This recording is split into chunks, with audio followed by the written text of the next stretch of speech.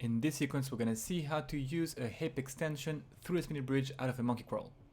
So start your session with a few monkey crawls. Remember, the first foot that takes off the floor comes back down, first on the floor, and you want as much as possible to have one hand landing on the floor at a time, although you can practice first, as usual, with both hands on the floor. In this one, we're going to have both legs bent. Then starting from a squat, we're going to go into our Foetus Roll, which means that we're changing gaits. And so pay attention to the softness of that transition here as the pelvis goes down on the floor. Come back up, pushing yourself into a squat, and use the non-support hand to create some connective tissue between the first initial gait and the actual Foetus Roll.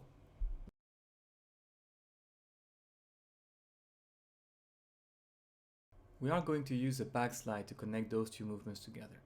At the end of your monkey crawl, let's keep the first foot on the ground and leave the other up in the air. And instead of bringing that foot down where it's supposed to land, we're going to backslide over that support foot to land with our belly button facing the opposite wall. So if I'm facing the wall here, I'm going to slide so that my squat faces the camera at the end.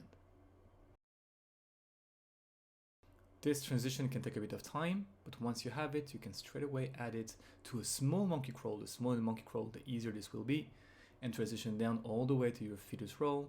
And even better, you can create a loop so that you can perform that combination in strides.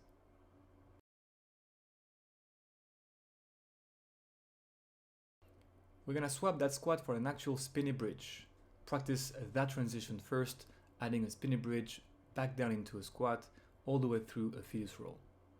Here again, I would invite you to find a loop once you have understood the basic mechanics of what's supposed to happen. And of course, you may want to zoom on the spinny bridge itself to make it flatter and flatter, as we have seen in the past.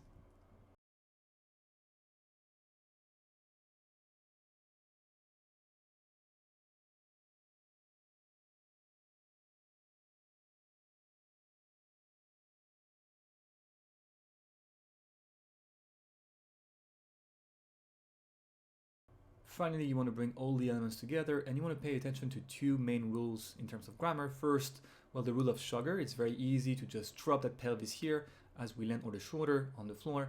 And the second being the continuity rule.